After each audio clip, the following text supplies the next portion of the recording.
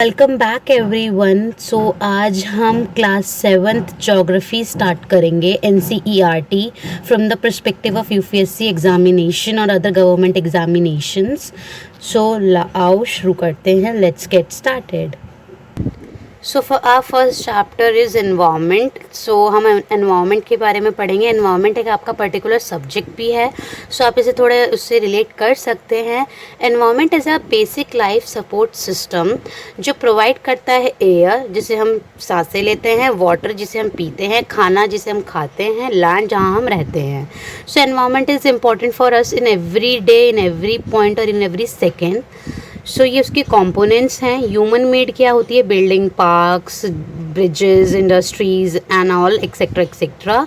Human made क्या है? Individual हो गई, family, community, religion, educational, economic, political situation.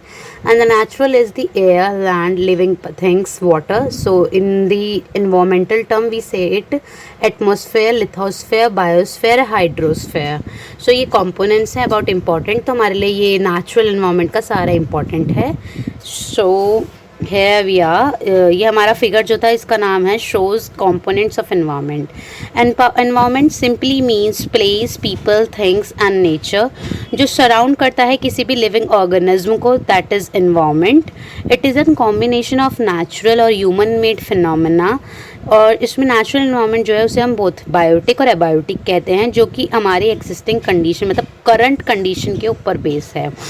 Biotic components are those which means the word of living organism. Biotics mean living और abiotics non-living। तो biotic का example हो गया plants and animals और एबायोटिक का हो गया लैंड। नेचुरल एनवायरनमेंट हमारा सेकेंड कीवर्ड है। सो इसका मतलब है land, water, air, plant, animal. जो एनवायरनमेंट नेचुरल चीज़ें कवर अप करके चलता है, लेके चलता है। Lithosphere is the solid crust और the hard top layer of the earth जो मेड अप होती है रॉक्स की, मिनरल्स की, और कवर्ड होती है by a thin layer of soil. यानी कि कोई भी चीज़, कोई भी रॉक या मिनरल जो कि एक बहुत थिक लेयर सॉइल से कवर अप हो। ये इन रेगुलर सरफेस है with various landforms such as mountains, plateau, plain, valleys etcetera. Landforms are found over the continents and also on the ocean floor. तो continents और ocean floor पे ही हमें मिलती है easily. Lithosphere is the domain that provides us forest, grassland for grazing, land for agriculture, human settlements and also a source of mineral water। तो ये हमें चीज़ें प्रोवाइड करती है लिथोस्फेयर। डोमेन्स ऑफ एनवायरनमेंट क्या है? Hydrosphere. The domain of water is referred as hydrosphere जो comprise करता है various sources of water and different types of water bodies like river, lake, seas, ocean etcetera. तो हमारा biosphere कहाँ है, atmosphere कहाँ है, हाइड्रोस्फेयर क्या है, लिथोस्फेयर क्या है, ये इस डायग्राम से इजीली शोन हो जाएगा। और ये मैं अपना थंबनेल भी लगाऊंगी तो आपको इससे क्लियरली पता चल जाएगा कि हाँ इसमें थोड़ा according to drawing it is not clear, but according to the thumbnail or picture you see on my YouTube channel you will definitely clear about what is atmosphere, lithosphere, biosphere and etc. Then आता है atmosphere जिसका मतलब है हवा जो हम जिससे सांस से लेते हैं। Simple words. Environment consist of these things जो भी हमने पीछे भी पढ़ा था और यहाँ पे भी गिवन है, that is lithosphere, hydrosphere, biosphere, atmosphere. Biosphere means plants and animal kingdoms together make biosphere in living words और living words. It is a narrow zone of the earth जहाँ पे लैंड, वाटर, एयर इंटरैक्ट करते हैं support करने के लिए एक दूसरे की लाइफ सिस्टम्स को। What is ecosystem? So it is a system formed by the interaction of all living organisms with each other and with physical chemical factors of the environment जहाँ पे वो रहते हैं और linked होते हैं different types of energy और material से। All plants, animals and human beings depends on their immediate surroundings that are dependent on each other। interdependent होते हैं एक दूसरे पर और अपनी surroundings पे भी depend होते हैं। काफ़ी चीज़ें होती हैं ना एक दूसरे की surroundings से होती हैं। So these relation between the living organism as well as the relation between the organism and their surroundings ये एक इकोसिस्टम बनाता है। बेसिकली अगर प्लांट है, प्लांट को पानी नहीं मिलेगा, that is not our plant, मतलब वो फिर ग्रो नहीं करेगा।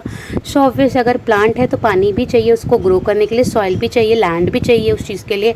तो वो इंटरलिंक कर रहे हैं कहीं ना कहीं। अगर लैंड नहीं होगा, वाटर नहीं होगा तो पेड़ क्या हवा में थोड़ी नहीं होंगे।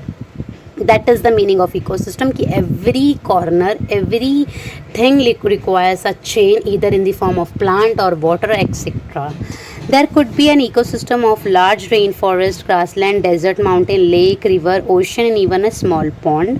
Barter system क्या है? It is a trade है जहाँ पे goods are exchanged without the use of money, यानी कि कोई मतलब पैसों के उसमें यहाँ पे missing word है, money है यहाँ पे. So here is correct. So कोई भी चीज़ जो गुड्स के बदले गुड्स एक्सचेंज होती हैं.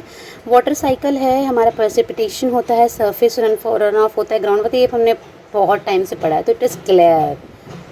फिर आता है last topic human environment. So as this changes human learns new things from the environment. So sorry guys, पीछे से बहुत बैकग्राउंड डिस्टर्बेंस है, sorry for the interruption. So human environment means as the time changes human learn new things from the environment. वो नई चीज़ें सीखते हैं grow करने के लिए. Crop, domesticate animals, let settle life. Wheel was invented, surplus food was produced, barter system emerged, trade started, commerce developed, industrial revolution enabled, large scale production, transport became faster. Industrial revolution जो है ये communication बन गया easier और speedy हो गया है across the world. So we need to maintain the balance between the human and the use of environment. So basically human environment से लोगों को बहुत चीज़ें सीखने को मिली, बहुत चीज़ें बनानी आई, बहुत commerce, trade, perspective सारे चालू हुए, बट लोगों ने इसका misuse करना चालू कर दिया, जो कि हमारे लिए बहुत ज़्यादा डिफॉरेस्टेशन होने लगा, लैंड ब्रीजिंग होने लगी, सारी चीज़ें. तो कहीं ना कहीं हमारे को लास्ट एंड एटलीस्ट जो हमें ध्यान में रखना है वो ये रखना है कि हमें एक बैलेंस बनाना है बिटवीन द ह्यूमन यूज़, कि वो क्या एनवायरनमेंट से ले रहे हैं और कितना दे रहे हैं, वो बैलेंस सेटअप करना है. तो इन अ वे ये फिर हमारे एनवायरनमेंट के लिए भी बेटर हो जाएगा और हमारे लिए भी. So here are end of the chapter. So guys यहाँ पे हमारे चैप्टर एंड होता है. If you like it please share, follow, subscribe, or please guys, please share as much as you can. Thank you very much. Have a nice day.